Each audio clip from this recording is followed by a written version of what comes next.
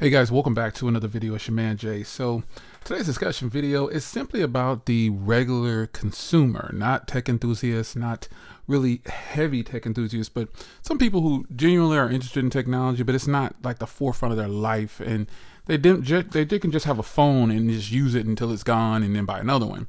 So I've actually had this discussion on the channel in several different ways over the years of having this channel, and it can continue on because times change and the phones get better. But where we're at right now, the phones are getting good. They're really solid, but the price hasn't changed much. So are consumers genuinely getting the most for their money? Are they really getting what they deserve when it comes to a smartphone and what they're paying for it?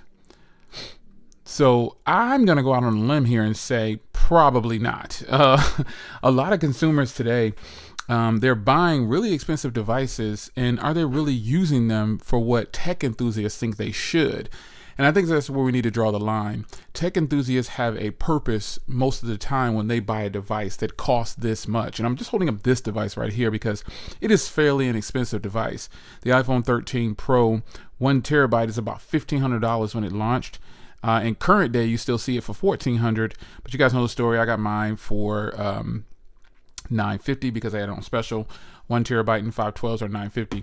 But this is one of the most popular devices, and the phone I'm recording with today, I decided to use a phone to record. This is the iPhone 14 Plus. So these are devices that people are buying, and they're spending their hard-earned money on it, and I wonder sometimes, are people really genuinely getting what they want from their devices? And should they really be buying those really expensive devices? Or should they really go with something like, say, let's reach over here. This. Now, I'm not talking so much about operating systems, so please get that out of your mind. I'm kind of focusing on features, options, pricing, storage, cameras, things like that. I'm not talking about the operating system much at all because that's a whole nother discussion that I don't want to have. But phones that basically cost less than $500, should they be focusing on phones like this that don't break the bank? And if it does break, pun intended, they can actually just go out and buy another one. So Apple does have a few devices that are low in price, like the iPhone SE and some of their older generation iPhones, but they're probably one of the few companies that are making phones current day that don't have a really low price.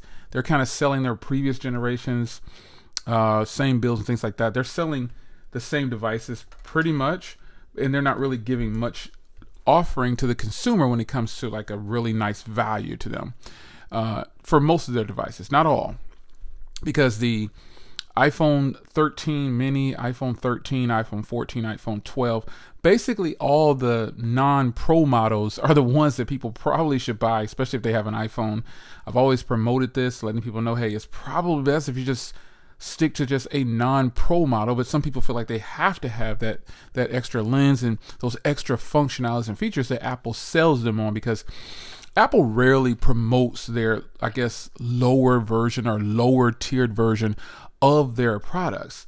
Now, when you get companies like Google, they'll promote all of their products and they will put them all out there and they will show them to you at different times, i.e. this is the 7, but before the 7,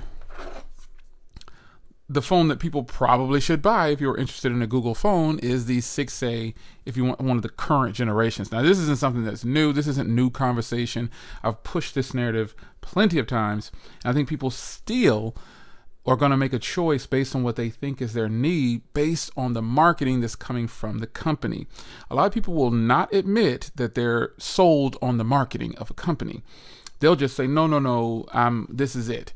But for me personally, I think that, and again, we're all different. You buy what you want to buy, but for a person that has all of the devices, when I listen to people comment in my videos, a lot of people will say, well, I really probably shouldn't have got this, but I got it because I wanted this. And they're willing to sacrifice hundreds of dollars just to get one or two things changed, i.e. the Apple Watches. People are buying the Ultra and saying, oh, I got 3 days of battery life. Well, I bought the new version of the SE, and I'm getting 2.5 days of battery life. So, and the functionality is the same. That is the point I make here. So with Google, it is imperative that people make a decision, an informed decision on what they actually possibly could like, because when it comes to an iPhone, the operating system is going to be the same. And when it comes to Android, Google, a different brand like Google, the operating system is going to be the same. Now, Samsung, on the other hand, offers a whole bunch of different models. Now, I've always promoted their flip line like this, saying that this is probably the way consumers should go. And a lot of consumers have gone this way, not because of me. They're just buying what they want, and they're realizing, hey, this is a good option. Now, what I have noticed is that I found, regardless of what you may see online, I've found that here where I'm at, tons of people have left their iPhone behind for this device, because it can be a big phone if you want it to. It can be a big phone, and you get a regular size slab. More importantly, this is very thin. It's got a fingerprint reader on the side. It's got great cameras. I've seen a lot of people say, well, I ditched my iPhone for the Z Flip 4. Battery life is good. The cameras are good. People have a need. But every phone has its limitations. And so I'm not saying that people are saying the Z Flip 4 is better than the iPhone, whatever they had. But a lot of people might be coming from, let's say, an older iPhone, maybe a 12 or 11 or something like that. And they're really just ready to leave iOS, or they want something that's compact, or they just want to switch to something totally different. And they just happen to buy this device, and they fell in love with it. I've seen plenty of people online too, but in person, like, oh my God, and they're carrying an iPhone, like, oh my, I want that so bad. My upgrade isn't there here yet. Like, these are people, again, regular consumers who buy when they're in the cycle of an upgrade, or they buy when they're ready to get a new phone and the current one isn't working for them. Things of that nature. They're not just buying just to buy. So this device right here, to me, is, if you want a Samsung device, is probably one of the best options you could possibly go with if you want new technology and a whole bunch of features at a not so high price, but a high price. Does that make sense? Because Samsung offers different foldables like this one here. This is the Z Fold 4, and that is the Z Flip 4. These are Samsung's latest devices right here, folks.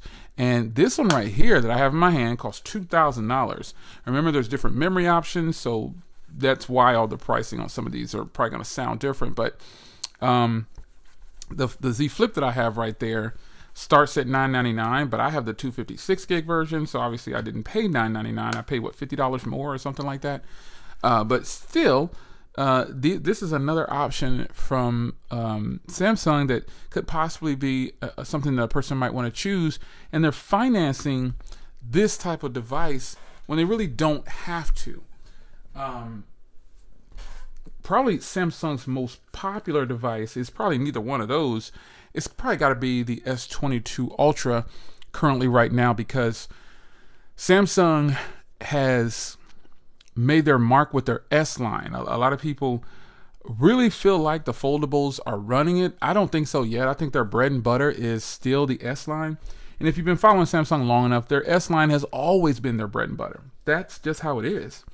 But every phone manufacturer wants to have a big phone, which is why Apple has the Pro Max lineup, and Google has the now Pro lineup. So, Google has, this is their big one. They've got the 6 Pro. This is the 7 Pro. They've always had a big phone, but they're getting into this Pro thing, and we know how that works out. So while these two devices are brand new as well, this is the 6A and this is the 7, and this is the 7 Pro, every company has that big phone now. And with Samsung, this is their bread and butter. This is their bread and butter, but is it the smartest choice for them, for a consumer to make, if they decide, hey, I want a Samsung? Because on all these different phone brands here, the operating system is going to be the same. You're going to get the same experience. So if a person is just on the line about what they should buy, and man, I really don't know what I want to buy, that's when you have to get into, or a person, here, look, a person could just be into something completely different, and they want to try a really far left piece of tech, That's a phone and a tablet per se. And it folds it's a different folding device than these two right here. The Microsoft Surface is probably one of the best options that I've seen regular folks fall in love with this device. And a lot of devices don't get a lot of shine like they should. This being one of them, this device right here, it's got to be one of the best devices being offered in the mobile community. But the history of a device, and this is the first generation, folks. This is the first generation. So the history of a device can really kill it. I got this device for like $200 something brand new. So even though I bought it originally, we know the story. We're not gonna get to the story, but I did pay full cost on it. I bought the original. I bought this version when it first launched, and everybody told me I was crazy, and I was a little crazy. But I wanted to be a part of history with the tech. Ends up, we're here again. We're circle back around, and this is a phenomenal device. But the regular consumers who bought it, they actually get a lot of use out of this device. Here's what you do to confirm what I'm saying. You're on YouTube after you finish this video. Keywords. After you finish this video, go type in Microsoft Surface Duo and just type that in and search Microsoft Surface Duo review or Microsoft Surface Duo, and look for people that you don't know, look for those people that have like 1,000 subs or less, 200 subs, 85 subs. I've come across a lot of people that actually have the Surface Duo, and they're just regular folks using it for Microsoft Teams. They said they can't live without it. There are so many people that actually post. Now, don't look at the quality of their videos, because remember, they're not technically creators, I guess, if you will. They're creators, they're just starting out. So their videos look like mine at the beginning. They don't look that great as far as, the presentation, but the message is what's important, and how they feel about this particular device. And some of these other ones on the table that some of you guys might not feel some type of way about. But the Microsoft Surface Duo is a great example of a device that gets overlooked by the tech community, but there are plenty of regular consumers who buy it. But should they have purchased it? Should they have just gotten a tablet instead? Only they know that question, answers that question. But so many phones can get overlooked, and I think there's a lot of consumers out there who have OnePlus devices that are not creators, that are just regular people. Because actually, when I go into a smartphone store, I actually see a full display for this device. That's pretty impressive, seeing as though OnePlus is, to me, still trying to get their feet planted in the US after all these years. They flip-flopped a little bit. They lost the trust of a lot of people who were loyal to them. And then they gained the trust of new people who didn't really know anything about them, and who are not tech enthusiasts and things like that. So in the end, though, folks, this is one of the best devices, again, on the market, and it doesn't cost a lot. But a consumer, should they buy this, or should they get another version of this? You know what I mean? So companies are going to give you that out. I've always spoken about that, and I've always told you that if you need something, a company will give it to you. You just have to be paying attention. Are consumers actually buying the device that they're supposed to buy, or are they buying the device that they should buy, or versus what they're supposed to buy? Did that come out right? Are they buying what's going to work best for them? That's what I really want to say. Are they really buying? Because I can guarantee there's a lot of consumers that have some of the most expensive devices on this table, and they're definitely not getting the benefit of it, and they're stuck paying them monthly, because their contracts, folks, they are 36 months now. After a while, cell phone contracts are going to be 4 years, 48 months, man. And Jay, there's no more contracts. Sure they are. You bought this $2,000-$3,000 phone or whatever it is, and you agreed to pay for it monthly. Sounds like a contract to me. No matter how they slice that pie, it's a freaking contract. So for me, being a tech enthusiast, and I just laid out a couple of phones that I know are very popular at the moment, and I know that regular consumers have these products, and they're paying monthly for them, or they bought them, something or another, and the question is, like, when I talk to some people, they're like, well, I don't use that feature, and I don't use this. And then I recommend something like a phone that costs $200 or $150. They're like, oh, no, I can't do that. And that's why I'm like, man, they must be driven by what the market is telling them. Like the marketing of that particular product has got them. pretty much that's it. You gotta wonder sometimes, does this person really need this device, or did they just buy what they thought the commercial said they should have purchased? Of all these phones on the table, if I only had to pick one, if I was stuck with one of these devices for 1 year, which one do you think I would choose? And which one would you choose? More importantly, which one of these devices do you think I would use for 1 year if I had to? And which one would you use?